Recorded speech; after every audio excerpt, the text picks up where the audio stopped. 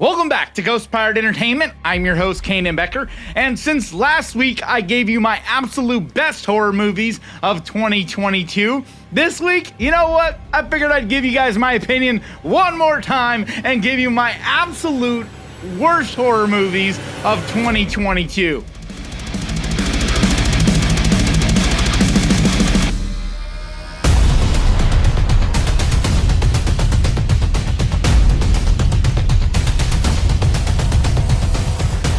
And let's get to the list.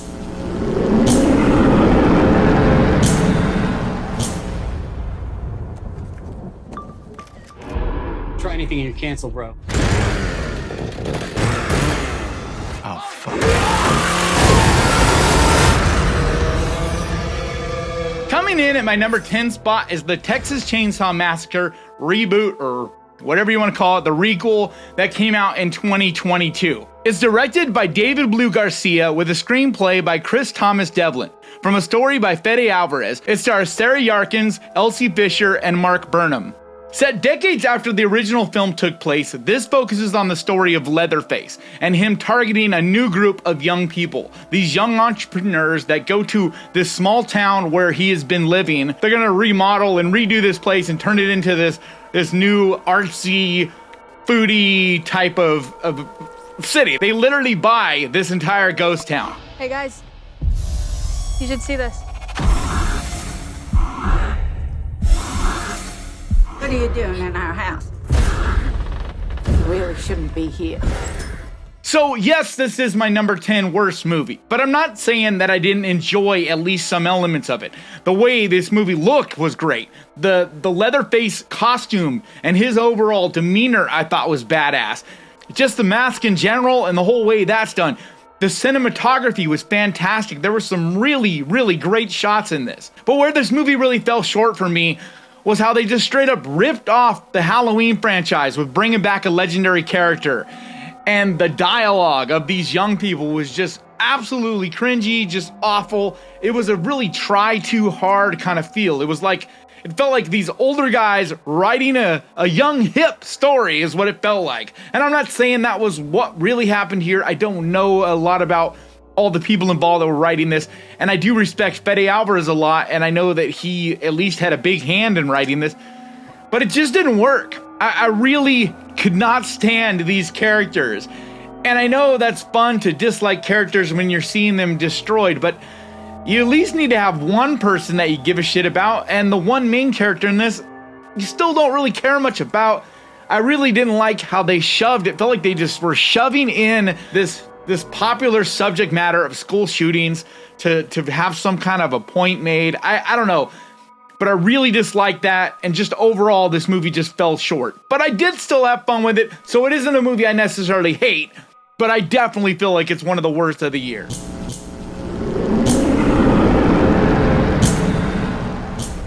I don't want to hurt anyone, but it feels kind of good.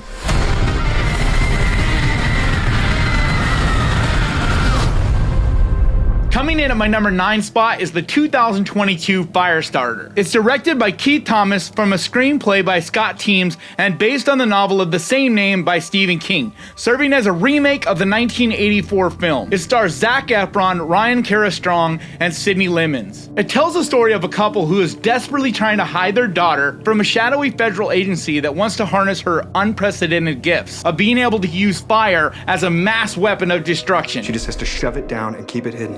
Our responsibility is getting her ready. Our responsibility is to protect her. Charlie? So just like Texas Chainsaw Massacre 2022, this movie wasn't horrible. I've heard a lot of people talking about it just like it was a complete awful disaster, and I wouldn't go that far. I did still enjoy it. It was still entertaining on some levels, but it's just not a really great movie, and it brings absolutely nothing new. So it's like, why bother remaking this? Because if you're gonna remake a Stephen King story, bringing it into the modern day, do something different with it.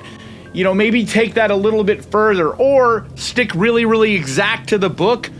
I don't know. I just didn't feel it did anything really new. There was nothing exciting. It felt very stereotypical, and if you knew anything about the story, you knew exactly what was going to happen. On top of that, the acting is really not great. Zac Efron has got a really weird way of performing in this, and I haven't always been a huge fan of his acting, but he does at least decent at times. But in this, I felt like his character was very wooden, very predictable, and just not very interesting or likable. I did really enjoy the little girl's performance. I did like her as a character. I thought she did a pretty good job. But there was a lot of strange choices that were done in this. I don't want to spoil it in case you haven't seen it, but there was a lot of strange decisions and things that they did that I wasn't crazy about as well. Directions that they could have gone and didn't, or vice versa. Either way, it's just one of those very forgettable movies that come out every year where you're just like, I forget that that movie even comes out a few months after the fact. If I hadn't looked back on this year to see all the movies that I had seen, I probably wouldn't even have thought of this movie, better or worse. And that to me says it's not a very good movie. So that's why I had to put it as one of my worst.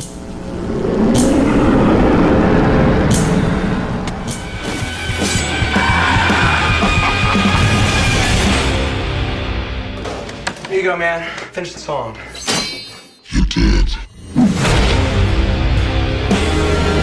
Coming in at my number 8 spot is Studio 666. Directed by BJ McDonnell and based on a story by Dave Grohl. It stars Dave Grohl alongside his Foo Fighters bandmates, as well as Whitney Cummings and Leslie Grossman. The story is about the real rock band the Foo Fighters, who move into an old mansion to try to record their latest album. But once in the house, Dave Grohl finds himself grappling with supernatural forces that threaten both the completion of the album as well as the lives of his bandmates.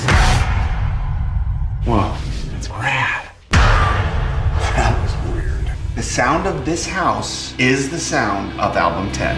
So this is another one that on some level was entertaining, but it was just really kind of stupid. And unless you were a big fan of the Foo Fighters, which I'm not, I mean, I like a song of theirs here and there, like they're cool. I have no problem with the band, but I'm not a huge fan. So it's one of those movies, unless you're a big fan of the Foo Fighters, it became really boring pretty quick because it reminded me a lot of like movies back in the 70s. Like there was movies like about the Beatles or the Monkees or these different rock bands.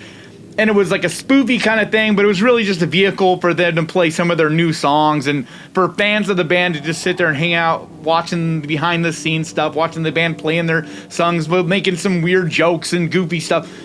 And on that level, I appreciated that, as well as the gore was fantastic. There was some really great gore in this movie. So like I said, I didn't hate this movie by any means, but I got really bored with it pretty quickly on, and I just had to really push myself to finish it because it very much leans into all the tropes, and it's like every other horror comedy out there. Nothing really new and nothing really game-changing by any means, with a lot of the Foo Fighters in it. So it's not a horrible movie, but it's definitely not a great movie either. It's very much for a certain crowd of people. So because of that, I put it on this list. The story revolves around Corey Cunningham, who has a series of events happen to him, including crossing paths with Michael Myers, that leads him into becoming a murderous outcast.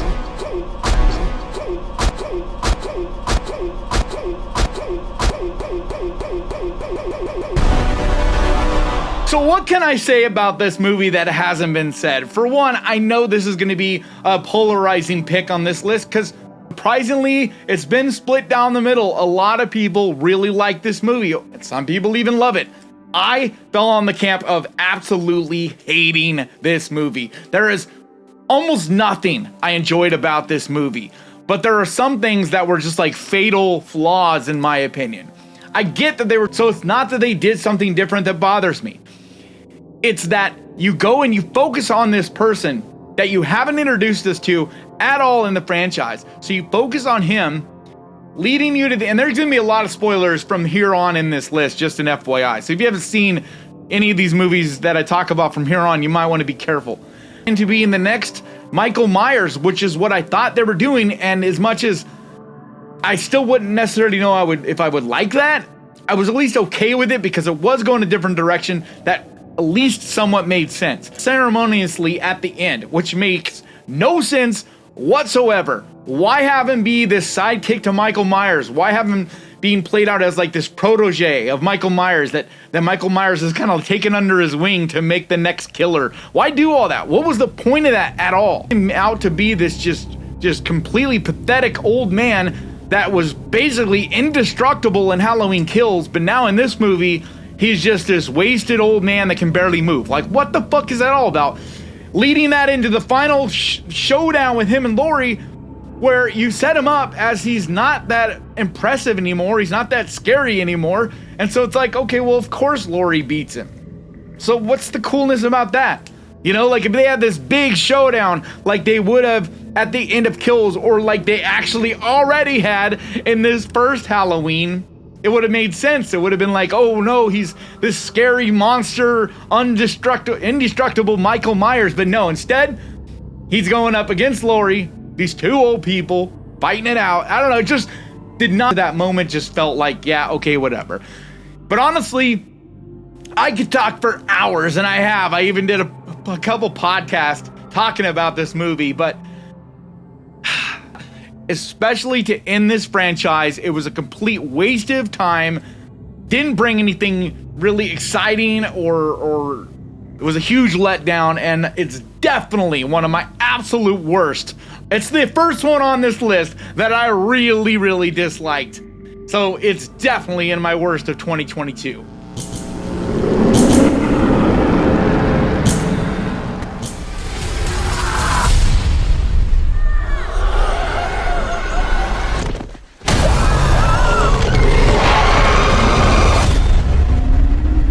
Pray for the Devil comes in at my number 6 spot. Directed by Daniel Stamm, it stars Jacqueline Byers, Colin Salmon, and Christian Navarro. The story is about a nun who is training as the first female exorcist under the Roman Catholic Church and must ultimately face demonic possessions. So, let's descend into the mouth of hell, shall we? There are more possessions reported today than at any other time in history. So we must fight for every soul. So I was really looking forward to this movie. I saw the trailers and it looked fun, it looked exciting, and yes, I am very burned out with the whole possession thing. It's just been done to death, and I knew they probably weren't gonna bring anything new to the table, but I at least thought it was at least gonna be a fun movie and not just so stereotyped, like, you know, showing us exactly what we've seen 1,000 times. But I was wrong, because this movie does exactly that. It had a great premise, honestly. It did some things that I thought, okay, this, as the movie started, I'm like, okay, I could see this taking us in a unique direction, at least adding some unique wrinkles to it. Being the first female exorcist, there's things to that could have been interesting. But even more than that, this whole underground school for exorcists, you know, like this special forces type of unit for the Catholic Church, I thought that had potential to be this really fun, almost graphic novel, exciting type of deal. But no. They basically did nothing at all with that, and it just went on to becoming the exact same thing we've seen a million times. The special effects were all very CGI and not the greatest at that. Very wonky and stuff that's not going to age well at all. And it's the same thing you've seen done a billion times, where you have someone walking up a wall backwards, doing the jerky movements, like all the same possession shit that we've seen over and over and over. I mean, when a movie like The Cleansing Hour, a Shudder original, is a way, way better movie doing a very similar type of thing, like that says something. That movie has a tiny micro budget and was 1,000 times more entertaining and more unique than this movie. So this had kernels of uniqueness that were completely wasted, and also a pretty decent sized budget. So this was a complete waste of time and a movie that absolutely deserves to be in the worst of 2022. I'm so glad you've come to your senses, my love. Coming in at number 5 is the 2022 movie The Invitation. Directed by Jessica M. Thompson and written by Blair Butler, the film stars Natalie Emmanuel and Thomas Doherty. The story focuses on a young woman who, following her mother's death, discovers a side of her family she never knew existed. After meeting them for the first time, she starts to learn the dark secrets they hold. Wow, it's incredible. I believe this is one of our important guests. Evie, this is a close friend of the family, Walter DeVille. Hi. Hi. Looking forward to getting to know you better, Evie. So first off, When I reviewed this movie, people were like, why are you dogging The Invitation? I love The Invitation. I'm like, no guys, this is the 2020 movie, The Invitation. Totally different movie, not the one from a few years ago that was outstanding about the cultish type of thing. No, this is a vampire movie. And like I said, spoilers guys, so if you haven't seen this, you might want to skip ahead to the next movie I'm talking about. But it's about vampires, okay? And honestly, that's not really a spoiler because you find that out and you know that from the jump. Like if you saw the trailer, you know every single thing beat for beat that this movie's gonna do. The trailer literally shows this entire movie, including the final act, the big reveal, like all of it. It's wild how much this trailer shows. But say you went into this without seeing the trailer, you're still gonna figure out pretty quickly on what this movie's about because it's so obvious. I heard that these people that worked on this movie are not film creators, and it very much shows. This is a romance novel with some vampires thrown in at the end to make you like, ooh, vampires. You know, the one thing I gotta say is at least it wasn't, like it showed him like it was gonna be these sexy vampires, and they kind of were, but they're also monstrous and brutal and gory towards the end, which was cool. But the CGI blood was not great at all either. This movie is just not a horror movie. It felt very much like this boring romantic type of deal that had horror shoved into it. It just felt so unbalanced and like a movie that was made by people that had no idea what they were doing. And I never like to talk shit about filmmakers because it's not an easy thing to do, something that I'm sure I would never be able to do. So it's not that I'm saying, oh, they were, you know, idiots, they have no idea how to make a movie. It's just this movie in particular was disjointed, felt like it was people that didn't really know about horror and just threw a bunch of tropes in and things that, oh, that's scary, we'll throw that in. Nothing felt thought out, nothing felt well executed or built. Just a waste of time movie, and one that was really disappointing because it would be nice to see a new vampire movie that has some actual things to it. You know, some real badassness, like 30 Days of Night. Like I want to see vampires be monsters again, and this was just kind of more of the same, but not even as good as a lot of more of the same that we've seen. Either way, this movie was not a good movie and definitely deserves being on this list.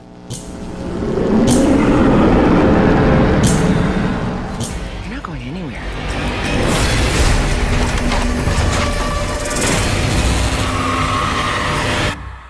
Umma's here. Coming in at number 4 is Umma. Written and directed by Iris K. Shim, the film stars Sandra Oh, Fievel Stewart, and Miwa Alana Lee. The story follows Amanda, a single mother, who lives with their daughter at an isolated farm being haunted by her mother's ghost. What's in the suitcase? What's going on? I'm fine. I'm just worried about you. I said I'm fine. Who is this woman? That's my Umma. So this movie to me commits the ultimate sin. To me, the one thing that a movie just cannot do is be boring. And this movie is absolutely boring. There's no real good scares. The whole movie, you can see the entire outline from it from the very beginning. Nothing was surprising. Nothing was scary. I almost walked out of this movie a couple times. And not because it's a bad movie, because it's got a fantastic cast. It looks really gorgeous. Like, I think the visuals are there. Like, the style is not bad. It's just boring. It just doesn't bring anything exciting, anything new. There's no real compelling story.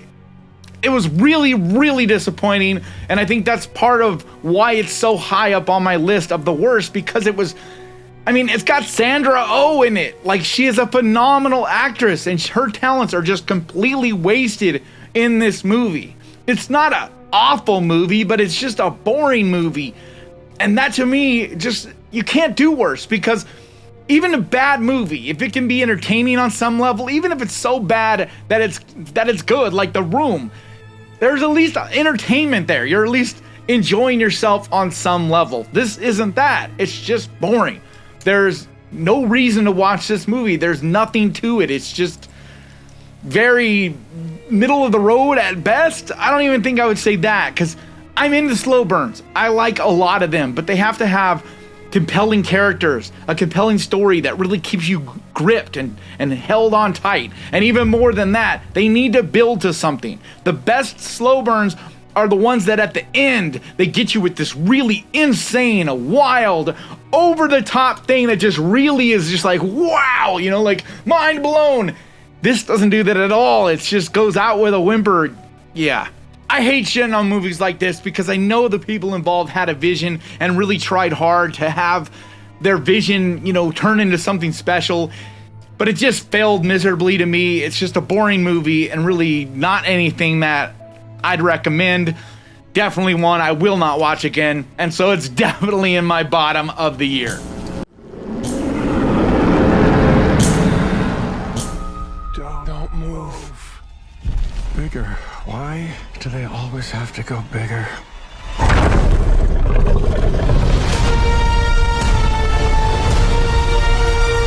Coming in at number 3 is Jurassic World Dominion, directed by Colin Trevorrow, who co-wrote the screenplay with Emily Carmichael, from a story by Derek Connolly. It's the 6th installment in the Jurassic Park series, concluding the storyline of the original Jurassic Park trilogy. It stars Chris Pratt, Bryce Dallas Howard, Laura Dern, Jeff Goldblum, and Sam Neill. The story takes place 4 years after the destruction of Isla Nublar. Dinosaurs now live and hunt alongside humans all over the world. This fragile balance will reshape the future and determine once and for all whether human beings will remain the apex predator on the planet.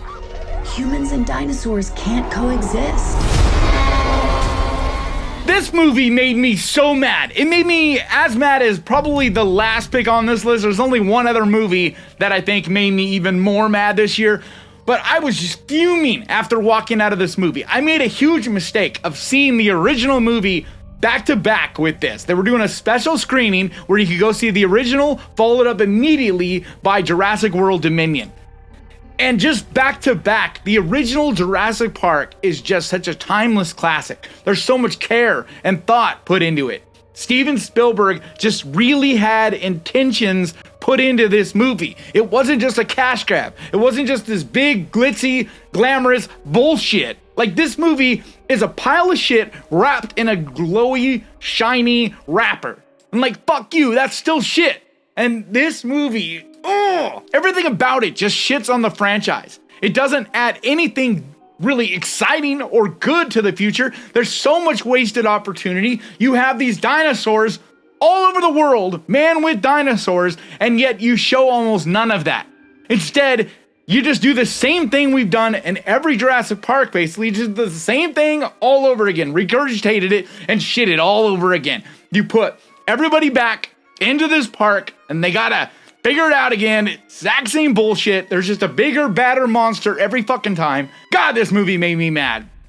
And I'm sorry if you enjoyed it. That's cool. I'm not judging you. You're more than welcome to enjoy anything you want to enjoy. But for me, as someone who grew up with the Jurassic Park franchise, who loves especially the original Jurassic Park, this just ruined this amazing opportunity of having the original cast come back. If this was just another Jurassic World movie, I would have wrote it off as just another cash grab, a big bullshit blockbuster with tons of money thrown into special effects CGI, really, and moved on. But instead, they brought back those original characters. They made it like this is the final conclusion, this is ending it. It's like, obviously not. You know they're gonna make more Jurassic Park stuff. This franchise makes way too much money. But even still, you build it as this thing and then you just put this out. Bugs, yeah, bugs. The whole focus is these big fucking mutant bugs. Like, God, this movie sucked. I was so pissed off with this movie and I struggled just to sit through the whole thing because I was that fuming. Like I said, few movies have ever made me this upset and irritated like this one did. And so, of course, it's on this list.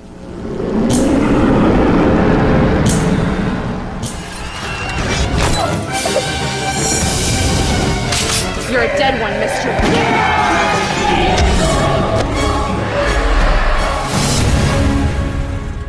Alright, so coming in at my number 2 spot is The Mean One, directed by Stephen LaMorte and written by Flip and Finn Kobler. It stars David Howard Thornton, Christy Martin, and Chase Mullins. The film is a horror parody of the 1957 children's book How the Grinch Stole Christmas by Dr. Seuss. It follows a young woman as she goes on a mission to defend her small town from a green homicidal humanoid creature. Us folks down in Newville, we liked Christmas a lot.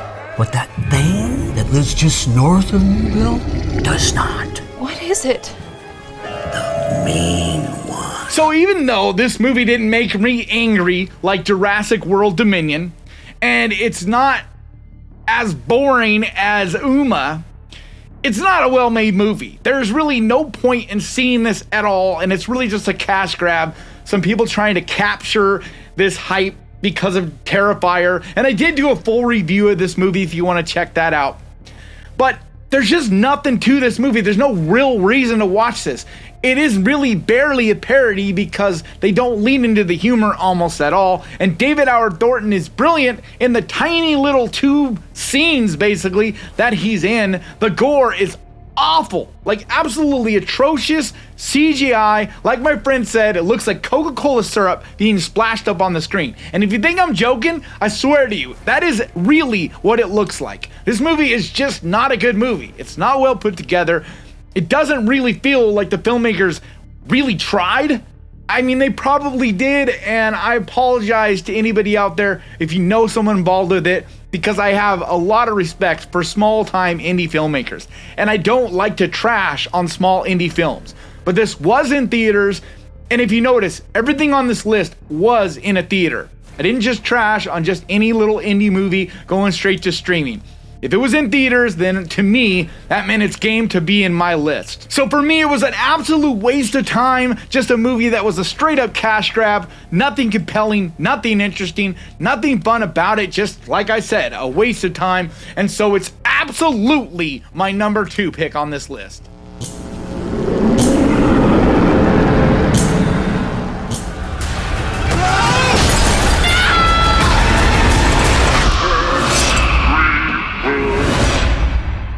And that leaves my number 1 pick, and anybody who knows the movies I've reviewed this year knows what movie I'm going to talk about. And that is Jeepers Creepers Reborn. Directed by Timo Versorilla and written by Jake Seal and Sean Michael Argo. It stars Sidney Craven and Imran Adams. The story is about a couple who are on their way to the Horror Hound Festival, where the woman begins to experience unexplained phenomena and disturbing visions, causing her to believe that the creeper is back after 23 years. Can't believe I let you drag me to this.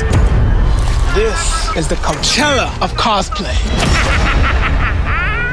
Oh my god! This movie pissed me off so bad. This was by far the closest I have ever been to walking out of a movie. The only reason I didn't is because a little ways in I decided, you know what? I'm gonna review this piece of shit so that no one else has to waste money on it. This movie, on every level, is literally by far the worst movie I have ever seen in a theater. Everything that the Jeepers Creepers franchise has built, they deconstruct and break apart. There's nothing entertaining about it either. Everything just feels like a cheap knockoff. It's amazing. Literally, the entire backdrop of this movie is green screened. It is the most mind-blowing thing that this movie somehow got into a theater.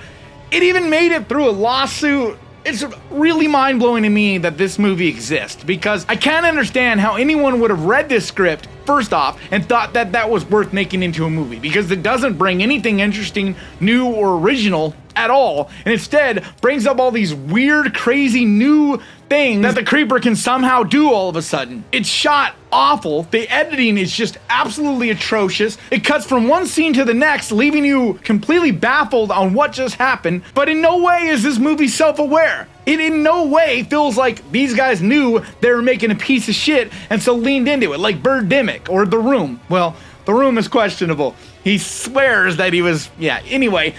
This movie feels like they were taking it serious, but also very much like a cash grab. Like they weren't gonna put any real energy, any real money, any real time into this at all. And that is just so infuriating to me, because as much as I can't stand the director of the original film, and I never say his name on this channel because he's a disgusting human being, I absolutely love the original Jeepers Creepers movie.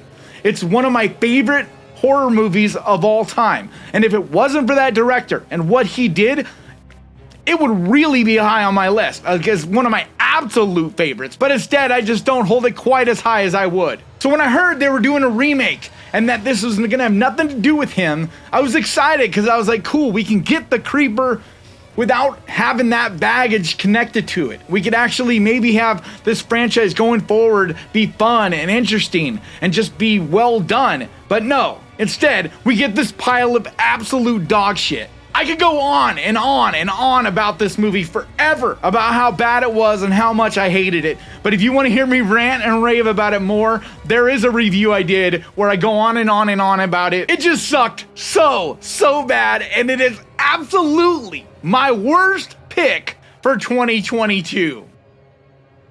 Alright guys, thank you so much for watching this. I really appreciate you guys, and I want to give a huge, massive, enormous thank you to my patrons, to the Ghost Pirate Army, because you guys, your support means so much to me. And if you want to find out how you can become part of the Ghost Pirate Army and help out this channel, there's a link down in the description. And like always, thank you so much for watching. Please crush that like button, and remember guys, horror can be fun! If you enjoyed this, click right here to see 10 more recommendations, or check over here to see my 10 best horror movies of 2022. And I'll see you guys next time!